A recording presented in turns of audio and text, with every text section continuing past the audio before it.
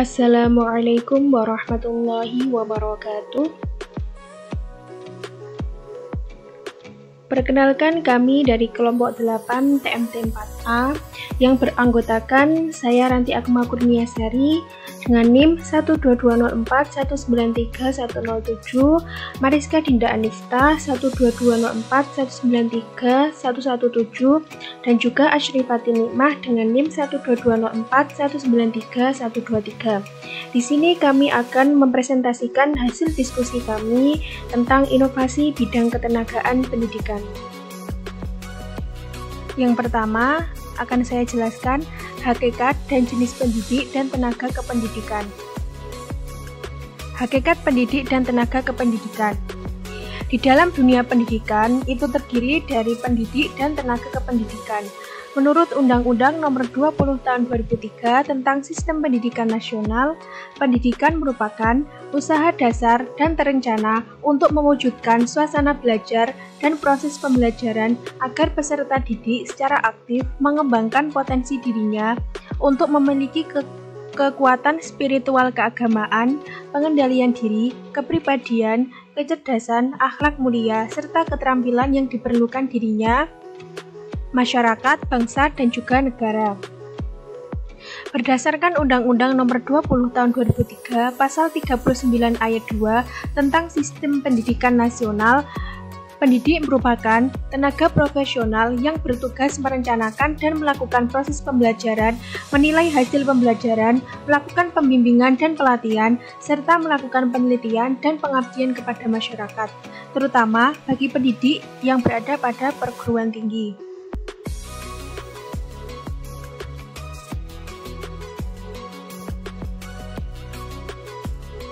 Sedangkan tenaga kependidikan merupakan anggota masyarakat yang mengabdikan diri dan diangkat untuk menunjang penyelenggaraan pendidikan.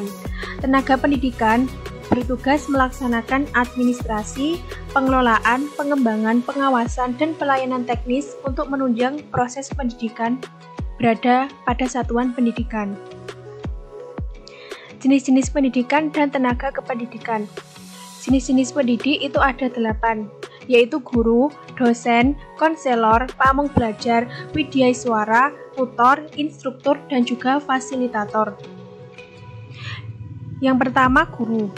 Menurut Undang-Undang Nomor 14 Tahun 2005, Pasal 1 Ayat 1 tentang guru dan dosen, guru merupakan pendidik profesional dengan tugas utama mendidik, mengajar, membimbing, mengarahkan, melatih, menilai, dan mengevaluasi peserta didik pada pendidikan anak usia dini jalur pendidikan formal, pendidikan dasar, dan pendidikan menengah. Sedangkan dosen merupakan pendidik profesional dan ilmuwan dengan tugas utama mentransformasikan, mengembangkan, dan menyebarluaskan ilmu pengetahuan, teknologi, dan seni melalui pendidikan, penelitian, dan pengabdian kepada masyarakat. Yang ketiga yaitu konselor. Konselor merupakan pendidik yang bertugas dan bertanggung jawab memberikan layanan bimbingan konseling kepada peserta didik di satuan pendidikan.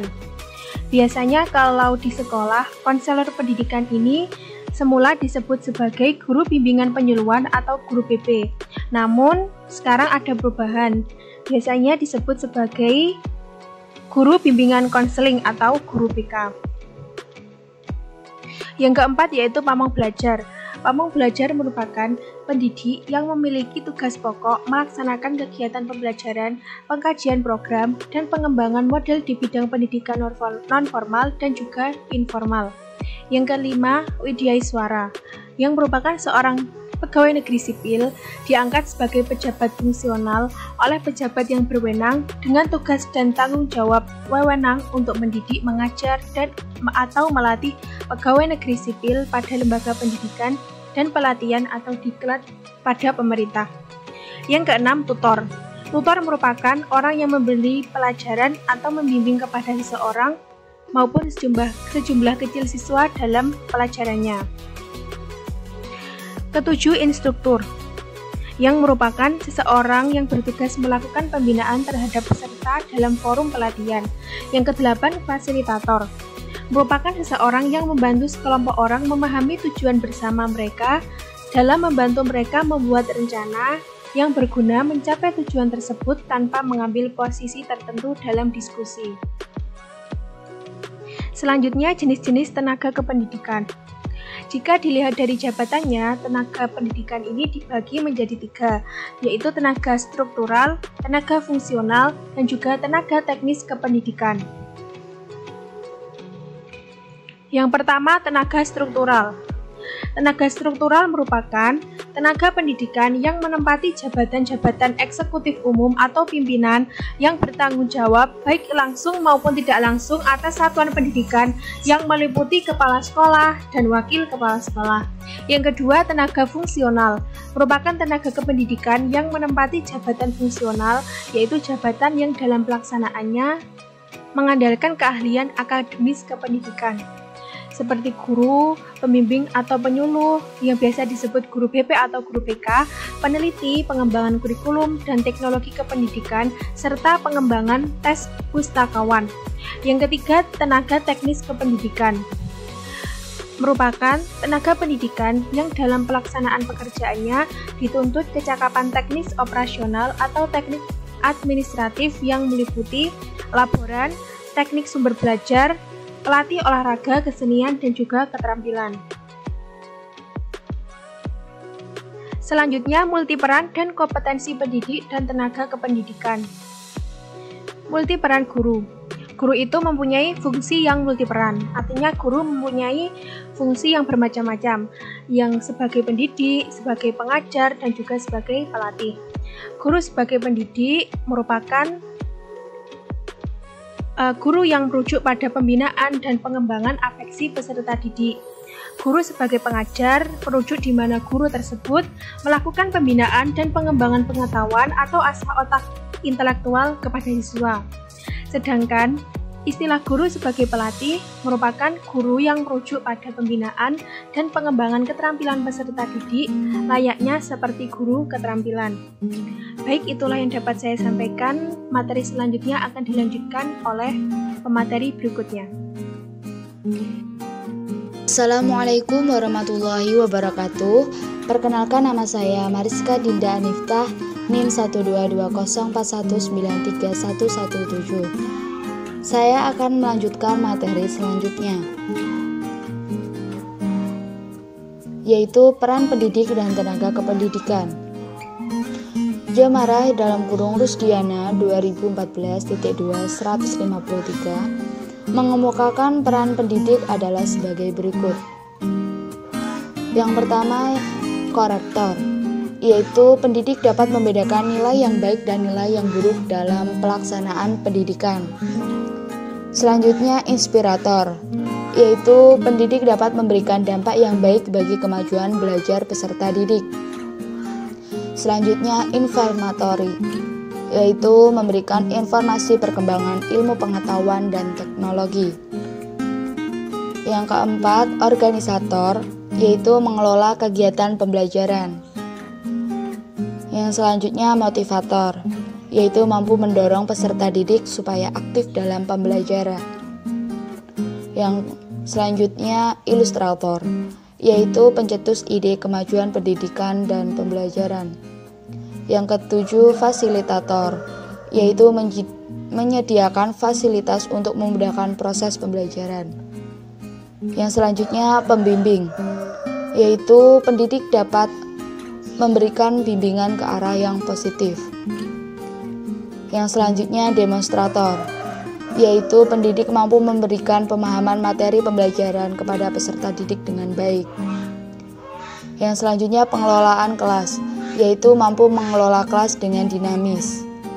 Yang selanjutnya, mediator, pendidik harus mengetahui manfaat media pendidikan secara benar dan tepat. Yang selanjutnya, supervisor, yaitu pendidik mampu membantu memperbaiki dan menilai. Yang terakhir yaitu evaluator, guru berperan untuk mengumpulkan data atau informasi tentang keberhasilan pembelajaran yang telah dilakukan.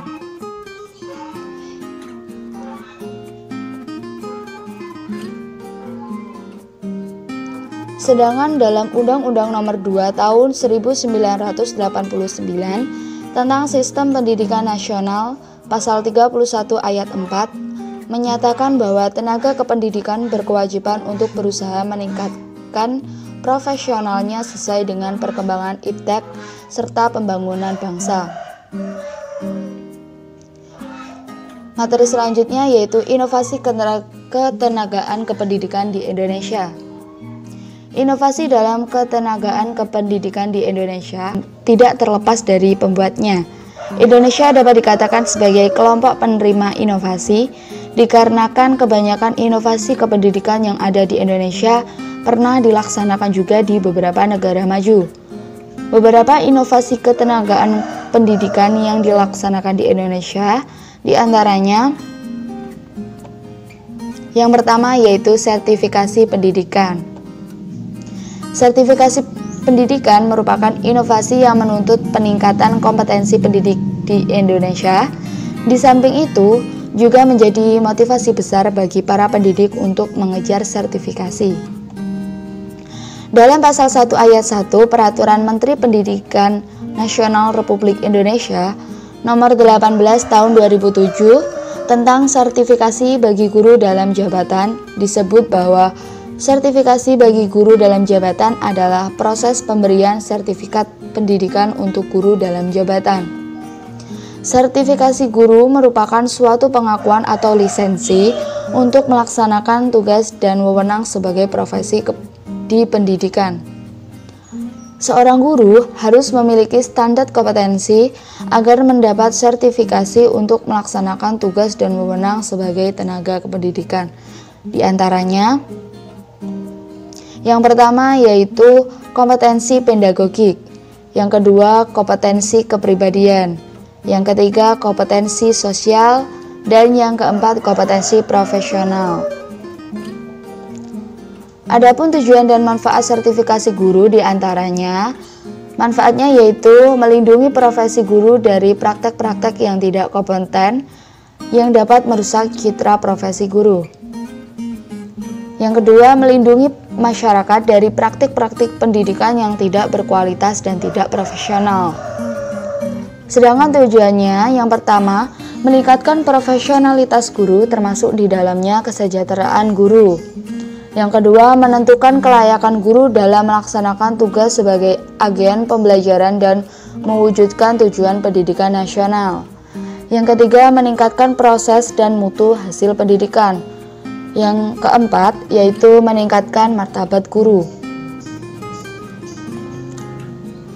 Nah, inovasi yang kedua yaitu program pendidikan profesi guru atau PPG. Guru sebagai sebuah profesi dituntut lebih profesional lagi, sehingga dibukanya PPG agar calon guru di Indonesia bisa dikatakan profesional setelah menempuh program ini.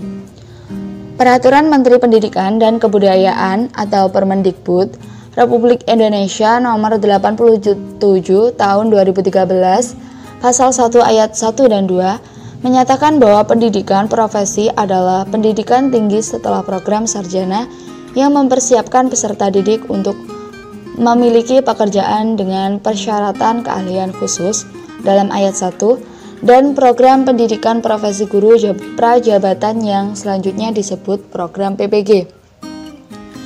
PPG adalah program pendidikan yang diselenggarakan untuk mempersiapkan lulusan S1 kependidikan dan S1 atau D4 non-kependidikan yang mempunyai bakat dan minat menjadi guru agar menguasai kompetensi guru secara utuh sesuai dengan standar nasional pendidikan, sehingga dapat memperoleh sertifikat pendidik profesional pada pendidikan anak usia dini, pendidikan dasar, dan pendidikan menengah. Dalam ayat 2, dengan adanya pasal 1 dan 2, dimungkinkan sarjana non-kependidikan juga dapat memperoleh sertifikat. Hal ini menjadi tantangan tersendiri bagi sarjana yang berasal dari LPTK yang notabene telah ditempa dengan mata kuliah jurusan dan yang berhubungan langsung dengan pendidikan, yaitu kompetensi pedagogik, serta diberi pelatihan mengajar yaitu micro teaching dan praktik keterampilan mengajar atau PKM yang berbeda dengan mahasiswa non-kependidikan yang hanya terfokus pada bidang studi yang dipilih. Sedangkan tujuan program PPG yaitu untuk menghasilkan guru bersertifikat, sehingga berfungsi sebagai pemberdayaan guru. Oke, materi selanjutnya akan disampaikan oleh pemateri selanjutnya. Assalamualaikum warahmatullahi wabarakatuh. Perkenalkan, nama saya Asrifati Nikmah, NIM 12204193123. Di sini saya akan melanjutkan materi selanjutnya, yaitu Diklat Penguat Kepala Sekolah pada Inovasi Ketenagaan Kependidikan di Indonesia. Program peningkatan kompetensi kepala sekolah merupakan kebijakan Menteri Pendidikan dan Kebudayaan yang terencana dan berkelanjutan dalam Permendikbud nomor 6 tahun 2018 tentang penugasan guru sebagai kepala sekolah. Pada pasal 21 huruf E, kepala sekolah yang sedang menjabat sebagaimana yang dimaksud dalam huruf A yang belum memiliki surat tanda tamat pendidikan dan pelatihan calon kepala sekolah sebagai mana dimaksud dalam pasal 8 ayat 7 yang wajib mengikuti dan lulus pendidikan dan pelatihan penguatan kepala sekolah. Peraturan Menteri Pendidikan Nasional Nomor 13 Tahun 2007 tentang Standar Kepala Sekolah atau Madrasah mengamanatkan bahwa kepala sekolah merupakan pimpinan tertinggi di sekolah, maka wajib memiliki 5 dimensi kompetensi, yaitu dimensi kompetensi kepribadian, manajerial, kewirausahaan, supervisi, dan sosial. Oleh sebab itu, secara bertahap dan berkesinambungan, kompetensi kepala sekolah harus ditingkatkan melalui Diklat Penguatan Kepala Sekolah.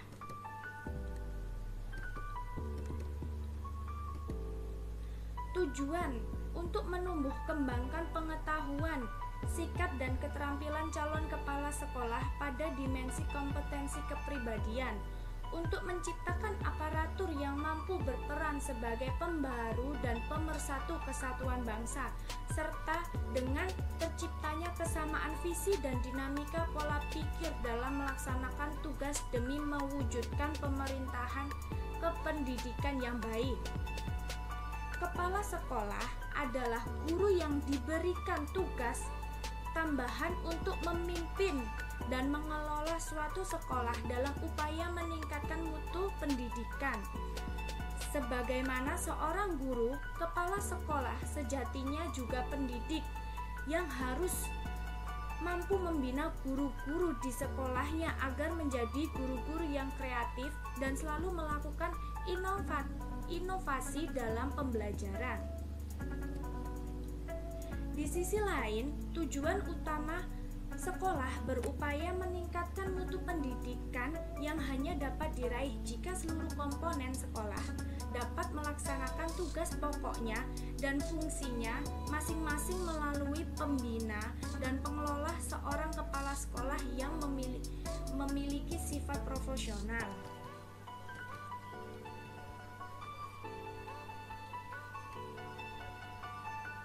Selanjutnya, tunjangan sertifikasi dan profesionalisme guru.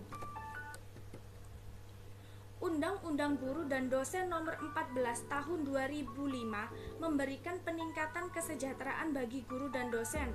Regulasi yang sudah diberikan kurang lebihnya 14 tahun yang lalu ini secara tidak langsung meningkatkan martabat guru dan dosen.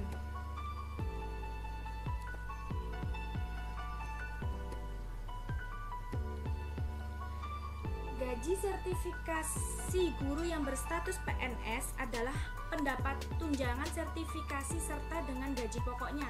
Jadi, dimisalkan gaji pokok seorang PNS yang memiliki golongan 3A adalah Rp2.456.700, maka tunjangan sertifikasi yang akan diterima setara dengan gaji pokoknya yang mengacu pada golongan PNS yang bersangkutan, dengan mekanisme pembayaran per triwulan atau setiap 3 bulan sekali selama 1 tahun anggaran. Lantas jika ada pertanyaan, apakah guru swasta juga bisa menerima tunjangan sertifikasi apabila guru tersebut telah memiliki sertifikat pendidik? Baik, tunjangan sertifikasi yang diterima oleh guru swasta yang telah sertifikasi setara dengan tunjangan sertifikasi yang diterima oleh guru yang memiliki status PNS. Dimisalkan guru swasta tersebut memiliki golongan 3A, maka tunjangan sertifikasi yang diterima adalah setara dengan tunjangan sertifikasi yang diterima oleh guru PNS yang memiliki golongan 3A. Jadi, tunjangan sertifikasi yang diterima guru swasta tidak mengikuti besaran gaji pokok yang diterima dari yayasan, melainkan mengikuti besaran gaji pokok guru PNS berdasarkan golongannya.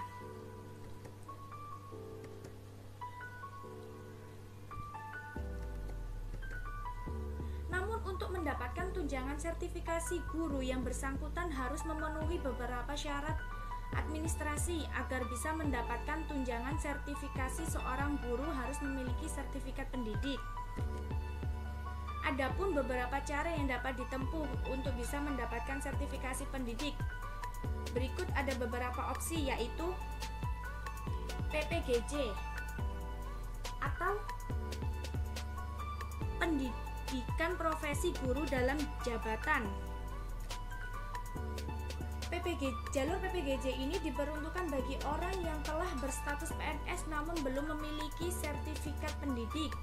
Yang kedua yaitu PPG, prajabatan bersubsidi. Prajabatan bersubsidi ini jalur untuk mendapatkan sertifikat pendidik. Jalur ini bisa diikuti oleh fresh grad atau orang yang baru lulus kuliah. Yang ketiga yaitu PPG strip 3T atau pendidikan profesi guru untuk guru yang berada di daerah 3T.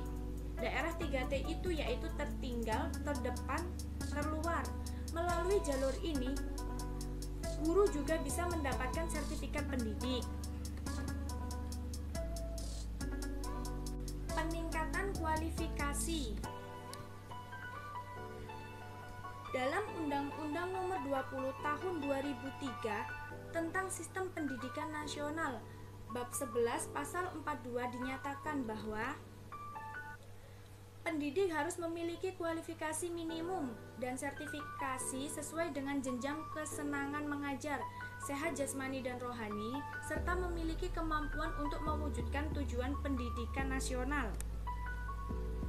Pendidik untuk formal pada jenjang pendidikan usia dini atau PAUD, pendidikan dasar atau PGSD, pendidikan menengah atau SMP, dan pendidikan tinggi dihasilkan oleh perguruan tinggi terakreditasi. Ketentuan mengenai kualifikasi pendidik sebaiknya dimaksud dalam ayat 1 dan ayat 2 yang diatur lebih lanjut dengan peraturan pemerintah.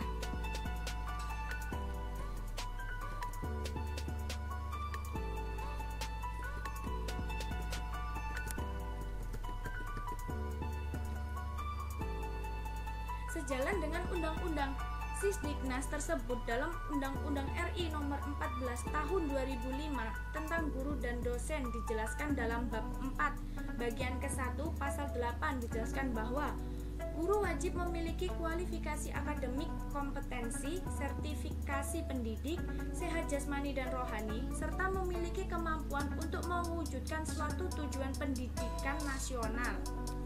Pasal 9 dijelaskan bahwa kualifikasi akademik sebagaimana dimaksud dalam pasal 8 diperoleh melalui pendidikan tinggi program sarjana atau program diploma 4.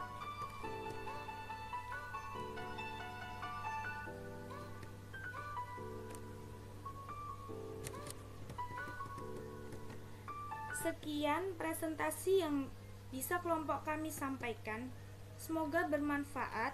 Kurang lebihnya mohon maaf. Wassalamualaikum warahmatullahi wabarakatuh.